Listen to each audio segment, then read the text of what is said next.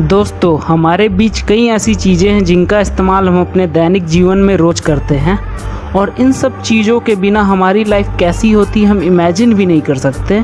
लेकिन क्या आपको पता है वो सब ज़रूरत की चीज़ों का आविष्कार हमारे महान देश भारत में हुआ है। बढ़ते वेस्टर्नाइजेशन के दौर में हम सब ये भूल जाते हैं कि हमारे भारत देश ने इस दुनिया को कई ऐसी तमाम चीज़ें दी हैं जिसके बिना हमारी दुनिया ऐसी होती ही नहीं जैसा कि हम देख पा रहे हैं। तो दोस्तों, इस वीडियो के माध्यम से मैं आपको ऐसी ही 11 चीज़ों के बारे में बताऊंगा जो भारत ने इस दुनिया को दी, जिससे हम हिंदुस्तानियों को अपनी वैल्यूज़ और हमारे देश की महानता का पता चले और कोई दूसरे देश का इंसान हमें नीचा ना दिखा सके। तो बिना टाइम गवाए चलिए शुरू करते हैं इस वीडियो को।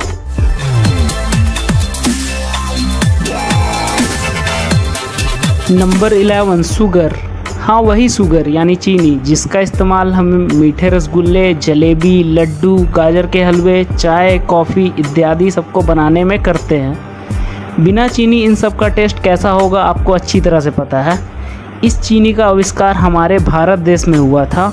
350 AD गुप्ता डायनेस्टी के टाइम में हमारे भारत के लोगों ने शुगर केन यानी गन्ने से चीनी बनाना शुरू किया। उसके बाद ये ईस्ट के चाइना से लेकर वेस्ट के इस्लामिक कंट्रीज होते हुए पूरी दुनिया में फैल गया और जैसा कि आप जानते हैं आज चीनी हमें हर घर के किचन में देखने को मिलता है। Number 10, shampoo. हमारे बालों के लिए शैम्पू कितना ज़रूरी है ये आप अच्छी तरह से जानते हैं। तो शैम्पू आया कहाँ से? जी हाँ, हमारे भारत से। शैम्पू शब्द हिंदी के शब्द चंपो से बना है, जिसका मतलब होता है मसाज करना। करीब 300 साल पहले मुग़ल एम्पायर के टाइम में कुछ जड़ी बूटियों और कुछ औषधि तेलों की मदद से इसका इस्तेमाल मसाज के लिए होता था। उसके बाद ये शैम्पू के रूप में पूरी दुनिया में फैल गया, जिसका आज हम सभी इस्तेमाल करते हैं। Number 9, natural fibres. अगर हम पुराने ज़माने की बात करें तो उस टाइम के लोग एनिमल स्किन से बने हुए कपड़े पहनते थे और जैसे आज हम कॉटन के शर्ट, सर्दियों में उलन स्वेटर्स पहनते हैं, ये सब उस टाइम पे नहीं हुआ करते थे। हमारे भारत ने करीब 5th सेंचुरी BCE में सबसे पहले कॉटन का कल्टीवेशन शुरू किया। पहला उलन का कपड़ा भी हमारे भारत के कश्मीर में बना था। आज भी कश्मीर अपने अच्छे उलन कपड़ों के लिए फेमस है। इसके अलावा जूट, जिसका इस्तेमाल हम रस्सियों को बनाने में करते हैं, उसकी खोज भी हमारे भारत के द्वारा ही की गई थी। Number 8, buttons. कपड़े की तो बात हम लोगों ने कर ली, लेकिन बटन किसी कपड़े की शोभा बढ़ाने के लिए कितना ज़रूरी पार्ट है ये आप लोगों को अच्छी तरह पता है। इस बटन का भी आविष्कार हमारे भारत में हुआ था। इसका इस्तेमाल करीब 5000 साल पहले मोहनजोदाड़ो में कपड़ों की सजावट के लिए किया जाता था, जो कि उस टाइम पे सीसे यानी कि समुद्री सीपियों के बने होते थे। फिर धीरे धीरे इसका इस्तेमाल कपड़ों को अच्छे से अपने बॉडी में फिट करने के लिए किया जाने लगा और ऐसे ही बटन का कॉन्सेप्ट पूरी दुनिया में फैल गया। Number 7, optical fibres. टेक्नोलॉजी का बहुत ही महत्वपूर्ण आविष्कार, जिसका इस्तेमाल हम telecommunication, long distance communication, endoscopy, remote sensing, gyroscopy, computer networking और भी कई टेक्नोलॉजी रिलेटेड चीज़ों में करते हैं और इसका पूरा क्रेडिट जाता है डॉक्टर नरेंद्र सिंह कापनी को, जो कि एक भारतीय हैं जिन्होंने ऑप्टिकल फाइबर का आविष्कार किया और इन्हें फादर ऑफ फाइबर ऑप्टिक्स के नाम से भी जाना जाता है। और इसके बाद पूरी दुनिया में टेक्नोलॉजी के क्षेत्र में एक रिवॉल्यूशन आ गया।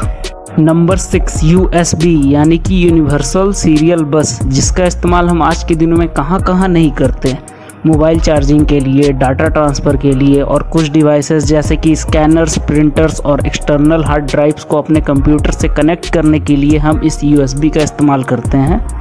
लेकिन क्या आपको पता है इस USB को किसने बनाया? मैं बताता हूँ।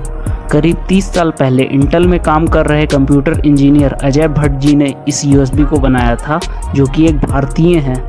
वो आज भी इसका क्रेडिट खुद नहीं लेते हैं। वो कहते हैं कि ये उनकी पूरी टीम की मेहनत है, लेकिन उनके टीम का हर व्यक्ति यही कहता है कि वही सिर्फ एक मास्टरमाइंड थे इस USB के आविष्कार में। Number 5, wireless communication. आज के दिनों में हम जो भी टेक्नोलॉजी से जुड़े चीज़ों का इस्तेमाल करते हैं वो सब वायरलेस ही तो है, जैसे कि हमारा mobile phone, laptop, Bluetooth speakers, Bluetooth headsets, यही सब हम रोज़ इस्तेमाल करते हैं ना। और इस सब चीज़ों को हम एक जगह से दूसरे जगह आसानी से ले जा सकते हैं और इस वायरलेस कम्युनिकेशन की खोज का क्रेडिट जाता है हमारे भारत के वैज्ञानिक जगदीश चंद्र बोस को। कई साल तक लोग मार्कोनी को क्रेडिट देते आ रहे हैं, लेकिन ऐसा कुछ नहीं है। मार्कोनी के वायरलेस कम्युनिकेशन के डेमोन्स्ट्रेशन से कई साल पहले 1895 में जगदीश चंद्र बोस ने वायरलेस कम्युनिकेशन का एक डेमोन्स्ट्रेशन पेश किया था। बस अपनी इन्वेंशन को पेटेंट नहीं करवाया था, इसलिए लोग मार्कोनी को क्रेडिट देते आ रहे थे। नंबर 4, योगा। योगा करना हमारे शरीर के स्वास्थ्य और हमारे दिमाग के लिए कितना लाभदायक है आपको अच्छी तरह से पता है, और कई बार डॉक्टर्स भी अपने पेशेंट को योगा करने की सलाह देते हैं। और इस योगा की शुरुआत करीब 5000 साल पहले हमारे भारत से हुई थी, और जब से हमारे honourable prime minister Narendra Modi ने 21 जून को योगा डे डिक्लेयर किया है, तब से ये सिर्फ नेशनली ही नहीं इंटरनेशनली मनाया जाता है। Number 3, cataract surgery. इस सर्जरी को आई लेंस रिप्लेसमेंट सर्जरी के नाम से भी जानते हैं, और ये दुनिया के कॉम्प्लिकेटेड सर्जरियों में से एक है। लेकिन क्या आप जानते हैं इस सर्जरी की शुरुआत भी हमारे देश भारत से हुई थी। करीब 6th सेंचुरी BCE में सुश्रुता नाम के सर्जन के द्वारा ये सर्जरी पहली बार परफॉर्म की गई थी। उन्होंने एक कर्व्ड सुई की मदद से आई लेंस को बाहर निकाला था और सर्जरी परफॉर्म किया था। उसके बाद दूसरे देशों के सर्जन्स भारत आकर ये सर्जरी सीखने लगे और धीरे धीरे ये पूरी दुनिया में फैल गया। और इसके अलावा प्लास्टिक सर्जरी, जिसमें हम अपने चेहरे के रूप रंग को बदल सकते हैं, वो भी इन्हीं सर्जन के द्वारा पहली बार परफॉर्म किया गया था। Number 2, decimal number system. हम लोगों ने बचपन में जो काउंटिंग सीखी थी उसका इस्तेमाल हम आज भी कर रहे हैं और आगे भी करते रहेंगे जब तक ये दुनिया ख़त्म नहीं हो जाती। आप तो समझ ही गए होंगे मैं किस सिस्टम की बात कर रहा हूँ। जी हाँ, मैं बात कर रहा हूँ डेसिमल नंबर सिस्टम की। इसका इस्तेमाल आज हम हर जगह करते हैं, और इस सिस्टम में एक अनपढ़ आदमी को भी अच्छी तरह से गिनती आती है। हम लोगों ने कभी ना कभी रोमन नंबर सिस्टम के बारे में ज़रूर सुना होगा, लेकिन जितना इस्तेमाल हम आज इस सिस्टम का कर रहे हैं उतना और किसी का नहीं। और इस सिस्टम को भी सबसे पहले दुनिया में हमारे भारत ने लाया था, जिसका इस्तेमाल आज दुनिया के हर कोने में हो रहा है। Number 1, zero. हमारे भारत ने इस दुनिया को बहुत कुछ दिया, उसमें से एक ऐसी महत्वपूर्ण चीज़ है जिसे हम जीरो कहते हैं। वैसे जीरो का मतलब तो कुछ नहीं होता, लेकिन ये अपने में बहुत कुछ है। अगर आर्यभट्ट ने इस दुनिया को जीरो नहीं दिया रहता तो हमारी दुनिया आज कैसी रहती हम सोच भी नहीं सकते। अगर जीरो नहीं होता तो डेसिमल नंबर सिस्टम भी नहीं होता, इसके अलावा बाइनरी नंबर सिस्टम भी नहीं होता। और जैसा कि हम जानते हैं पूरा कंप्यूटर सिस्टम बाइनरी कोडिंग पे काम करता है, इसका मतलब कंप्यूटर सिस्टम भी नहीं होता। तो कंप्यूटर सिस्टम अगर नहीं होगा तो हमारा मोबाइल फ़ोन भी बिल्कुल एग्जिस्ट नहीं करता।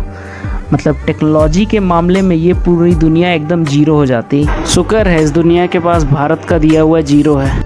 तो दोस्तों ये थे 11 चीज़ें जो हमारे महान देश भारत ने इस दुनिया को दी। मैं आखिर में बस इतना कहना चाहूँगा कि आज के दिनों में वेस्टर्नाइजेशन के दौर में हमें इतना नहीं खोना चाहिए कि हम अपने देश की कदर ही भूल जाएं, क्योंकि हमारा देश पहले भी महान था, आज भी महान है और आगे आने वाले समय में भी हमेशा महान रहेगा, और हमें ये बात हमेशा याद रहनी चाहिए। तो दोस्तों जितना हो सके उतना इस वीडियो को शेयर करो, क्योंकि हर हिंदुस्तानी तक ये वीडियो पहुँचनी चाहिए। मिलता हूँ मैं अगले वीडियो में, तब तक के लिए जय हिंद, जय भारत।